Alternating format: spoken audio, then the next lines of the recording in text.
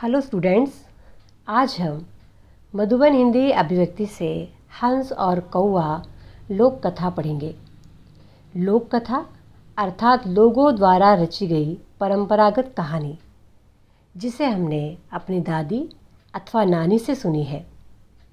ये लोक कथाएं हमें जीवन में अच्छी शिक्षाएं देती है। हंस और कौवा कथा के माध्यम से हमें दूसरों के गुणों का सम्मान करने व अच्छा व्यवहार करने की शिक्षा दी गई है। चलो अब कहानी देखते हैं। एक सरोवर था, समुद्र जैसा बड़ा। उसके किनारे बरगद का एक बहुत बड़ा पेड़ था। उस पर एक कौवा रहता था। कौवा काजल की तरह काला, काना और लंगड़ा था। कौवा काँव काँव बोला करता था। जब वह उड़ता तो लगता था अब गिरा कि तब गिरा। फिर भी उसके घमंड की कोई सीमा ही नहीं थी। उसका दिमाग सदा सातवें आसमान पर रहता था। वह मानता था कि उसकी तरह न तो कोई उड़ सकता है और न कोई उसकी तरह बोल सकता है। कौवा लाल भुजक्कड़ बनकर बैठता है ना। लाल भुजक्कड़ अर्थात बिना बात समझे मूर्खतापूर्ण अर्थ निकालने वाला व्यक्ति। कौवा लाल भुजक्कड़ बनकर बैठता और सब कौवों को डराता रहता। एक बार वहाँ कुछ हंस आए। आकर सरोवर में रात भर रहे। सवेरा होने पर कौवे ने हंसों को देखा। कौवा गहरी सोच में पड़ गया। भला ये कौन है? ये नए प्राणी कहाँ के हैं? कौवे ने अपनी ज़िंदगी में हंस कभी देखे होते तो वह उनको पहचान पाता। उसने अपना एक पंख घुमाया, एक टांग उठाई और रोब भरी आवाज़ में पूछा, आप सब कौन हैं? यहाँ क्यों आए हैं? बिना पूछे यहाँ क्यों बैठे हैं? हंस ने कहा, भैया हम हंस हैं, घूमते फिरते यहाँ आ गए हैं। थोड़ा आराम करने के बाद आगे बढ़ जाएंगे। कौवा बोला, सो तो मैंने सब जान लिया, लेकिन अब यह बताओ कि आप कुछ उड़ना भी जानते हैं या नहीं, या अपना शरीर यूं ही इतना बड़ा बना लिया है? हंस ने कहा, हाँ, उड़ना तो जानते हैं और काफ़ी उड़ भी लेते हैं। कौवे ने पूछा, आप कौन कौन सी उड़ानें जानते हैं? मुझे तो 51 उड़ानें आती हैं। हंस ने कहा, 51 तो नहीं, लेकिन एक आध उड़ान हम भी उड़ लेते हैं। कौवा बोला, ओहो, एक ही उड़ान? अरे इसमें कौन सी बड़ी बात है? हंस ने कहा, हम तो बस इतना ही जानते हैं। कौवा बोला, कौवे की बराबरी कभी किसी ने की है? कहाँ 51 और कहाँ 1? कौवा तो कौवा है और हंस हंस है। अर्थात कौवा जो था वो अपने आप पर बहुत ज़्यादा घमंड करता था। उसे अपने आप पर बहुत गर्व था। हंस सुनते रहे, वे मन ही मन हंसते भी रहे। लेकिन उन हंसों में एक नौजवान हंस भी था। उससे रहा न गया। उसका खून उबल उठा। वो बोला, कौवे भैया अब तो हद हो गई। छोटा मुंह बड़ी बात हो जाएगी। आओ हम कुछ दूर उड़ लें, लेकिन पहले तुम्हें हमें अपनी 51 उड़ानें तो दिखा दो। फिर हम भी देखेंगे और हमें भी पता चलेगा कि कैसे कौवा कौवा है और हंस हंस है। कौवे ने अपनी उड़ानें दिखाना शुरू किया। 1 मिनट के लिए वह ऊपर उड़ा और बोला, यह हुई एक उड़ान। फिर नीचे आया और बोला, यह दूसरी उड़ान। फिर पत्ते पत्ते पर उड़कर बैठा और यह तीसरी उड़ान। बाद में एक पैर से दाहिनी तरफ उड़ा और बोला, यह चौथी उड़ान। फिर बाईं तरफ उड़ा और बोला, यह 5वीं उड़ान।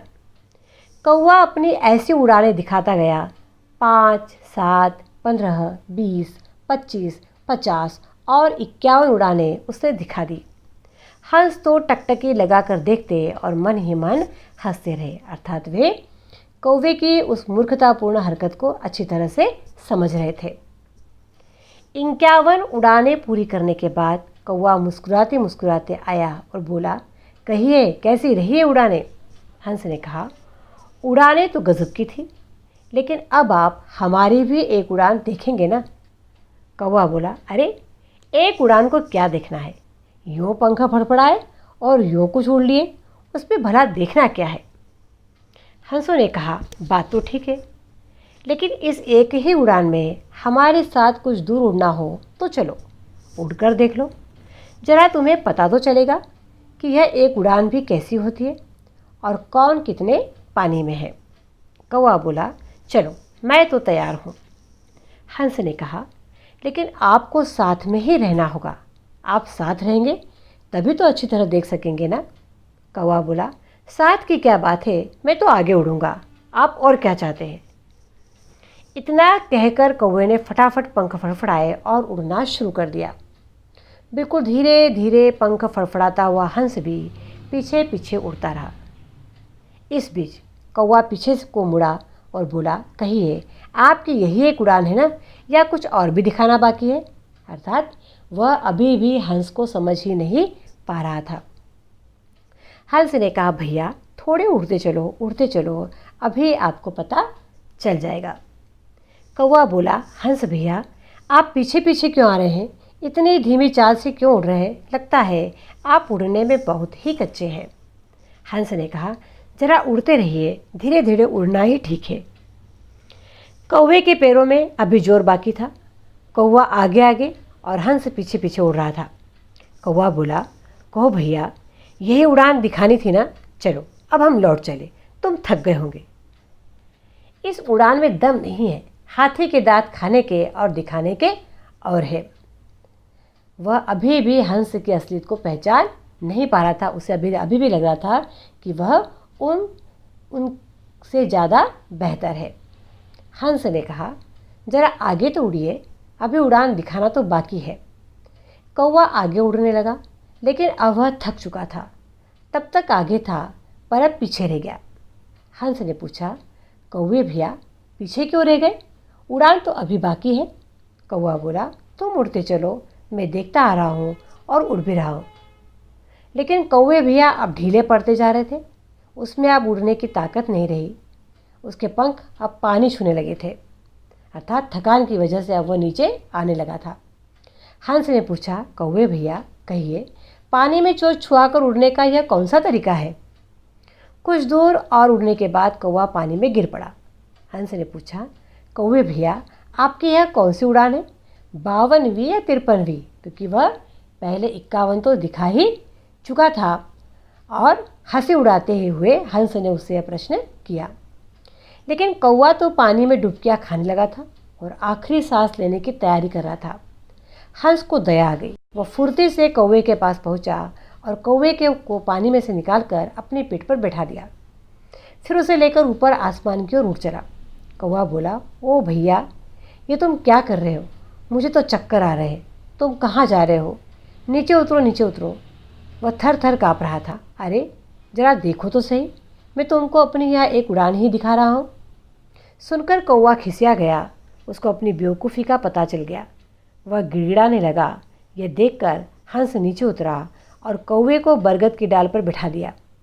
तब कौवे की जान में जान आई। लेकिन उस दिन से कौवा समझ गया कि उसकी बिसात कितनी है। बिसात अर्थात हैसियत। इस प्रकार यह कहानी हमें संदेश देती है कि घमंडी का सर हमेशा नीचा होता है, अर्थात हमें कभी घमंड नहीं करना चाहिए और हमें अपने गुणों का बखान न करके अपनी गलतियों को स्वीकार करना चाहिए और उसमें सुधार करने का प्रयास करना चाहिए।